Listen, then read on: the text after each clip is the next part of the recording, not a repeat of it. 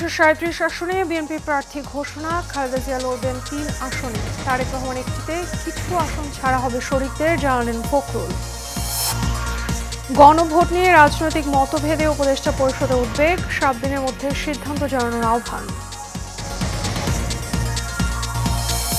5 দফাতে নতুন কর্মসূচি ঘোষণা, জামায়াতে ইসলামের সহ সমমনা 8টি দলের। আরপিও সংশোধন না করার দাবি।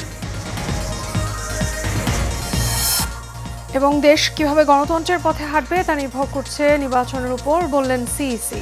সংকটময় মুহূর্তে দাঁড়িয়ে আছে জাতি।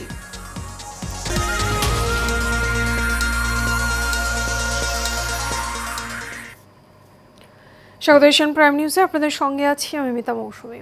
এতক্ষণ শুনছিলেন বিআরবি কেবল ইন্ডাস্ট্রিজ লিমিটেড সংবাদ শিরোনাম। এবারে চলে যাব বিস্তারিত সংবাদে। জাতীয় সংসদ নির্বাচনে 237 আসনে প্রার্থী ঘোষণা করেছে বিএনপি। দলের চেয়ারপারসন খালেদা জিয়া ফেনী 1, বগুড়া 7 এবং দিনাজপুর 3 আসন থেকে মনোনয়ন পেয়েছেন। আর বিএনপি ভারপ্রাপ্ত চেয়ারম্যান তারেক রহমান নির্বাচন করবেন বগুড়া 6 আসনে। দলের মহাসচিব মির্জা ফখরুল ইসলাম আলমগীর প্রতিদ্বন্দ্বিতা করবেন ঠাকুরগাঁও 1 আসনে। বিকেলে রাজধানী গুলশানে বিএনপি চেয়ারপারসনের রাজনৈতিক কার্যালয়ে আয়োজিত সংবাদ সম্মেলনে প্রার্থীদের নাম ঘোষণা করেন মির্জা ফখরুল ইসলাম আলমগীর। তিনি বলেন, যেসব আসনে প্রার্থী দেওয়া হয়নি সেগুলো পরে ঘোষণা করা হবে। এর বাইরে কিছু আসন শরিকদের ছাড়া হবে। কাউসার আমাদের রিপোর্ট, ক্যামেরায় ছিলেন মোশাররফ তালুকদার। টানা 7 ঘন্টার স্থায়ী কমিটির বৈঠক শেষে বিকেল 5:30টার দিকে রাজধানীর গুলশানে অবস্থিত বিএনপি চেয়ারপারসনের রাজনৈতিক কার্যালয়ে ঘোষণা করা হয় ত্রয়োদশ জাতীয় সংসদ নির্বাচনে বিএনপির 237 আসনে সম্ভাব্য প্রার্থীর তালিকা। আমরা আমাদের সম্ভাব্য প্রার্থীদের নাম ঘোষণা করতে যাচ্ছি। এখানে আমরা বিশেষভাবে উল্লেখ করতে চাই যে আমাদের সঙ্গে যারা যুগপৎ আন্দোলন করেছেন তাদের যে সমস্ত আসনে তারা আগ্রহী, সেই সমস্ত আসনগুলোতে আমরা কোনো প্রার্থী দেইনি। যেখানে বিএনপি চেয়ারপারসন বেগম খালেদা জিয়া ফেনী 1, বগুড়া 7 ও দিনাজপুর 3 এবং ভারপ্রাপ্ত চেয়ারম্যান তারেক রহমান বগুড়া 6 আসনে নির্বাচন করবেন বলে সংবাদ সম্মেলনে জানান বিএনপি মহাসচিব। দিনাজপুর সদর থেকে বেগম খালেদা, বগুড়া 6 তারেক রহমান, বগুড়া 7 বেগম খালেদা জিয়া। এ সময় মির্জা ফখরুল ইসলাম আলমগীর নিজের নির্বাচনী আসনের ঘোষণাও দেন। একই সাথে প্রকাশ করেন সারা দেশের 237 আসনে বিএনপির প্রার্থীদের নাম। ঠাকুরগাঁও 1 আমি নিজে মির্জা ফখরুল ইসলাম আলমগীর। ঠাকুরগাঁও 2 আমরা সিদ্ধান্ত নেইনি, এটা পরে সিদ্ধান্ত নেওয়া হবে। ঠাকুরগাঁও 3 পীরগঞ্জ উপজেলা এবং নিম্নলিখিত ইউনিয়ন সমূহ ব্যতীত রামশঙ্কর উপজেলা মোহাম্মদ জাহিদুর রহমান জাহিদ। দিনাজপুর 1 মোহাম্মদ মনজুরুল ইসলাম। দিনাজপুর 2 মোহাম্মদ সাদিক রিয়াজ। কুমিল্লা 1 ডক্টর খন্দকার মোশাররফ হোসেন। কুমিল্লা 2 পরে ঘোষণা করা হবে। কুমিল্লা 3 কাজী শাহ মুয়াজ্জেম হোসেন কায়কোবাদ। এদিকে বিএনপির সাথে বিগত সময়ে আন্দোলনে থাকা দলগুলোর জন্য আসন ছাড় দেওয়া হয়েছে বলেও জানান মির্জা ফখরুল। যেটা আমরা ঘোষণা করলাম, এই প্রার্থী তালিকাটা হচ্ছে সম্ভাব্য প্রার্থী তালিকা। আমরা আমাদের প্রয়োজনে আমাদের স্ট্যান্ডিং কমিটি যে কোনো সময়টা পরিবর্তন করতে পারব। কাউসার আহমেদ, এশিয়ান টেলিভিশন, ঢাকা। গণভোট নিয়ে রাজনৈতিক মতভেদে উদ্বেগ প্রকাশ করেছে উপদেষ্টা পরিষদ। সকালে উপদেষ্টা পরিষদের বৈঠক শেষে সংবাদ সম্মেলনে গণমাধ্যম কর্মীদের এক প্রশ্নের জবাবে একথা জানান আইন উপদেষ্টা ডক্টর আসিফ নজরুল। সেই সঙ্গে রাজনৈতিক দলগুলোকে আলোচনা করে ঐক্যমত্য হওয়ার আহ্বান জানিয়ে তিনি 7 দিনের মধ্যে সিদ্ধান্ত জানাতে বলেন।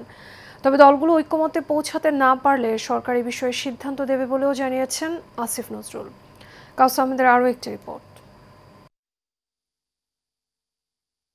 গণভোট এবং জুলাই সনদ নিয়ে রাজনৈতিক দলগুলোর মধ্যে ভিন্ন মত তৈরি হওয়ায় নানামুখী সংকট তৈরি হয়েছে। যেসব বিষয় নিয়ে রাজনৈতিক দলগুলো একমত হতে পারেনি তার নিজেরা বসে দ্রুত সমাধান করে সরকারকে জানানোর আহ্বান জানিয়েছে অন্তর্বর্তী সরকার। উপদেষ্টা পরিষদের বৈঠক শেষে আইন উপদেষ্টা আসিফ নজরুল বলেন, 1 সপ্তাহের মধ্যে রাজনৈতিক দলগুলো সম্মিলিত পরামর্শ দিতে না পারলে সরকার নিজের মতো ব্যবস্থা নেবে।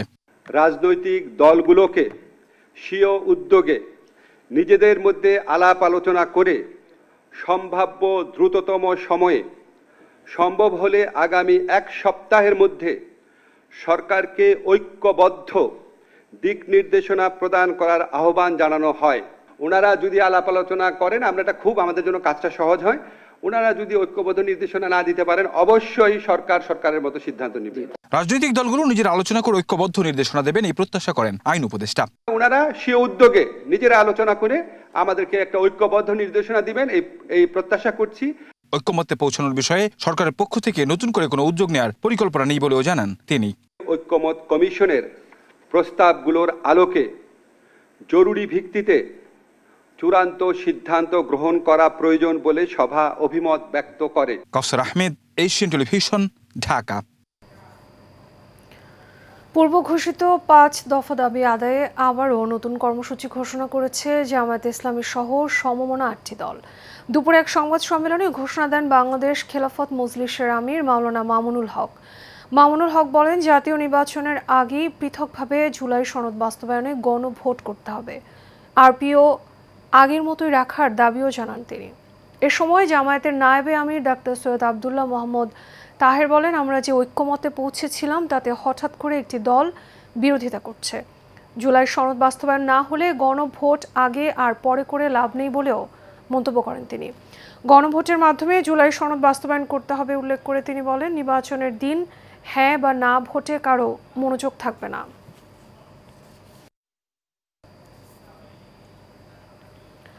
বাংলাদেশ খুব সংকটময় মুহূর্তে দাঁড়িয়ে আছে। গণতন্ত্রের পথে দেশ কিভাবে হাঁটবে তা নির্ভর করছে আগামী নির্বাচনের উপর, এমনটা জানিয়েছেন প্রধান নির্বাচন কমিশনার এএমএম নাসির উদ্দিন।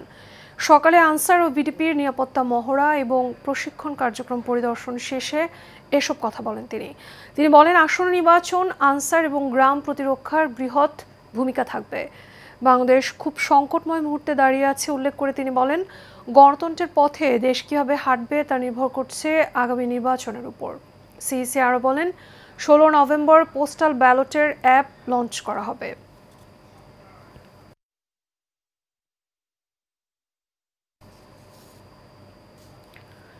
জাতীয় নির্বাচনকে সামনে রেখে সরকারের অনুরোধে জানুয়ারির পরিবর্তে আগামী মার্চে হবে বিশ্ব ইজতেমা। জাতীয় প্রেস ক্লাবে আজ এক সংবাদ সম্মেলনে তাবলিগ জামাত বাংলাদেশ বা শুরাই নেজামের শীর্ষ নেতা মুফতি কেফায়েতুল্লাহ আজহারি এসব কথা বলেন। তিনি বলেন, সাতপন্থীরা সরকারের কাছে লিখিত দিয়ে গতবার শেষবারের মতো ইজতেমার আয়োজন করেছিল। সেক্ষেত্রে তাদের আর ইজতেমা করার সুযোগ নেই। এ সময় আগামী ডিসেম্বরের প্রথম সপ্তাহের আগেই ইজতেমার দিন তারিখ ঘোষণা সহ ৩ দফা দাবি তুলে ধরেন তিনি। সেই জন্য সরকার নিরাপত্তার স্বার্থে এবং শান্তি শৃঙ্খলার স্বার্থে 2025-এ প্রজ্ঞাপন জারি করে এই নির্দেশনা দেওয়া হয়, যারা এই বিশৃঙ্খলাকারী তেজগাঁও শিল্পাঞ্চল থানা বিএনপির পক্ষ থেকে পূর্ব নাখালপাড়ায় গণ্যমান্য ব্যক্তিবর্গের সাথে মতবিনিময় করেন ঢাকা মহানগর উত্তর বিএনপির সাবেক আহ্বায়ক এবং ঢাকা 12 আসনে বিএনপির সংসদ সদস্য প্রার্থী সাইফুল আলম নীরব। এই সময় তিনি ঢাকা 12 আসনে তাকে মনোনীত করায় বিএনপির ভারপ্রাপ্ত চেয়ারম্যান তারেক রহমানের প্রতি কৃতজ্ঞতা জানান।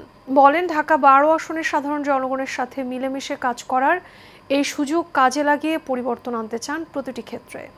সভায় সভাপতিত্ব করেন তেজগাঁও শিল্পাঞ্চল থানা বিএনপির আহ্বায়ক আইনুল ইসলাম চঞ্চল। উপস্থিত ছিলেন মোহাম্মদ আবু বক্কর বাকার, হুমায়ুন কবির আহমেদ, মুজাহিদুর রহমান, মোহাম্মদ সুলাইমান, মোসলেউদ্দিন মিশন, মামুনুর রশিদ মামুন, শেখ জিয়াউর রহমান বাবু সহ নেতাকর্মীরা।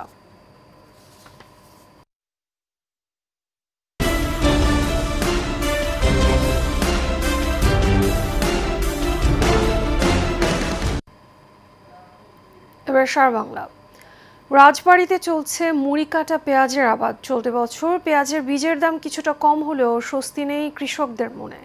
তাদের অভিযোগ, বাজারে সারের কৃত্রিম সংকট দেখিয়ে অতিরিক্ত মূল্য আদায় করছেন বিক্রেতারা। আর আবহাওয়া অনুকূলে থাকলে জেলায় চলতি বছর মুড়ি কাটা পেঁয়াজের আবাদ লক্ষ্যমাত্রা ছাড়িয়ে যাবে বলে আশা কৃষি বিভাগের। এস এম রাসেল কবিরের তথ্য ছবিতে আরও জানাচ্ছেন রাশেদ আকন। মুড়িকাটা পেঁয়াজ আবাদের জন্য কেউ করছেন জমি প্রস্তুত, আবার কেউ করছেন রোপণ। কয়েক দফা বৃষ্টির কারণে আবাদ কিছুটা দেরি হলেও রাজবাড়ীতে এখন কৃষকরা ব্যস্ত আগাম মুড়িকাটা পেঁয়াজ চাষে। জেলার পদ্মা ও গড়াই নদীর চর, উঁচু জমিসহ বিভিন্ন এলাকায় এখন রোপণ করা হচ্ছে মুড়িকাটা পেঁয়াজ। কৃষকরা বলছেন বীজ পেঁয়াজের দাম কিছুটা কমলেও স্বস্তি নেই তাদের। বাজারে সার সংকট দেখে অতিরিক্ত দাম আদায় করছেন বিক্রেতারা। 10 দিন আগে লাগা হলে একটু ফলনটা একটু আরো সময় ভালো ছিল, দামেও একটু মানুষ পাওয়ার সময়, কারণ এখন তো এই টাইমে আপনার আলি বীজ শেষ, তাহলে এই মুরগাটা 10 দিন আগে উঠলে 10 দিন আগে আমরা দামটা হতে হয়। বেসন পেঁয়াজের দাম বেশি কম, তাই না? কম, এখন সারের দাম বেশি। এখন আমরা যে ক্ষেতটা করছি সেই ক্ষেত আমাদের পোষাবে নাকি এটা আমরা ভাবছি। 30-35 হাজার টাকা বিঘে প্রতি খরচ হইতেছে সার ওষুধ দিয়ে, কিন্তু যদি এইভাবে থাকে দাম তাহলে পরে ধরেন আশা করা যায় যে খরচটা উঠবে। এই যে কিভাবে ফলন হবি আর কিভাবে হবি বাজার, এটা তো বলতে পারতেছি না, না গিয়ে তুই ভাগ্য কিনে যাওয়া হয়। এমন বাস্তবতায় কৃষকরা যেন চাহিদা অনুযায়ী সার পায় সেদিকে নজরদারি রাখছে স্থানীয় কৃষি বিভাগ। যে বছর কৃষক সফলতার সহিত মুরগিটা পেয়ে চাষাবাদ করবে, আমরা কৃষকের পাশে আসি। পাশাপাশি সার সরবরাহের ব্যাপারেও আমরা সচেতন আছি। কোথাও কিছু দামের এদিক ওদিক হলেও আমরা কৃষকদেরকে বলছি না, সরকারি দরে সার নিতে হবে, এবং ডিলারদের কড়া নজরে রাখতেছি যাতে সঠিক মূল্যে সঠিকভাবে কৃষক সার এবং অন্যান্য উপকরণ পেয়ে মুরগিটা পেয়ে সফলভাবে করতে পারে। চলতি মৌসুমে রাজবাড়ীতে 5700 হেক্টর জমিতে মুরিকাটা পেঁয়াজ আবাদের লক্ষ্যমাত্রা নির্ধারণ করা হয়েছে। Rashed Akon, Asian television.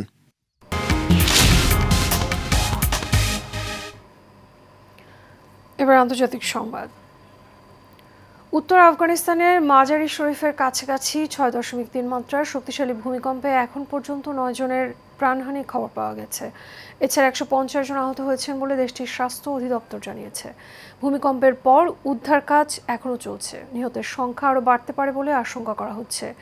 উত্তরাঞ্চলের পাহাড়ি প্রদেশ সামানগানের জনস্বাস্থ্য মন্ত্রণালয়ের মুখপাত্র সামিম জনতা বার্তা সংস্থা রয়টার্সকে বলেন, সকাল পর্যন্ত হাসপাতাল রিপোর্ট অনুযায়ী মোট 150 জন আহত এবং 9 জন মারা গেছেন। মার্কিন ভূতাত্ত্বিক জরিপ সংস্থা ইউএসজিসি জানিয়েছে, স্থানীয় সময় রাত 12:59 মাজারি শরীফ শহরের কাছে খোলম এলাকায় আঘাত হানে ভূমিকম্পটি। ভূপৃষ্ঠ থেকে এর গভীরতা ছিল 28 কিলোমিটার।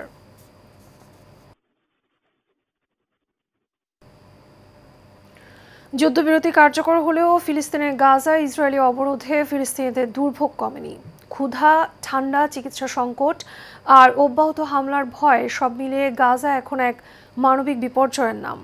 যুক্তরাষ্ট্রের মধ্যস্থতায় ঘোষিত যুদ্ধবিরতির পরও গাজা ইসরায়েলের হামলা থামেনি। ফিলিস্তিনের স্বাস্থ্য মন্ত্রণালয়ের হিসেব অনুযায়ী এক মাসে অন্তত 236 ফিলিস্তিনি নিহত এবং 600 জনের বেশি আহত হয়েছেন। গত 24 ঘন্টায় 3 জনের মৃত্যু এবং ধসে পড়া ভবন থেকে আরও 3 জনের মরদেহ উদ্ধারের খবর দিয়েছে গাজার হাসপাতালগুলো।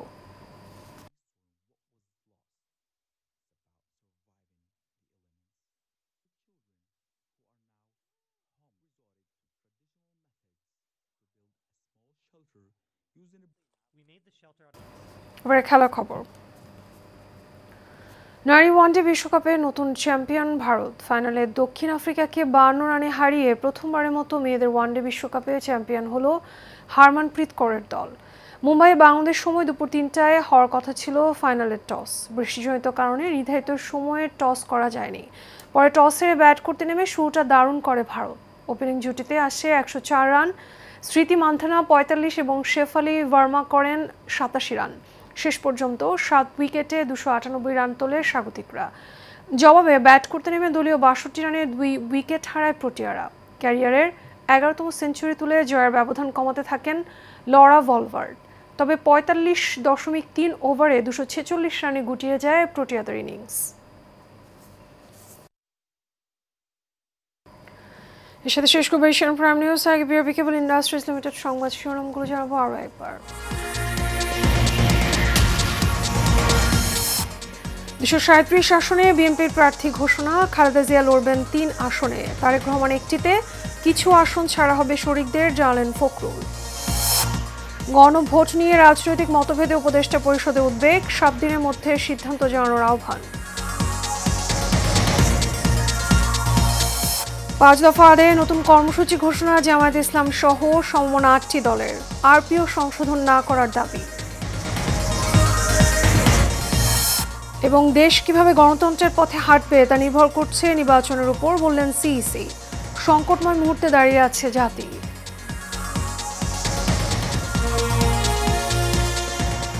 এশিয়ান প্রাইম নিউজ এ পর্যন্তই। আমাদের পরবর্তী সংবাদ দেখার আমন্ত্রণ রইল।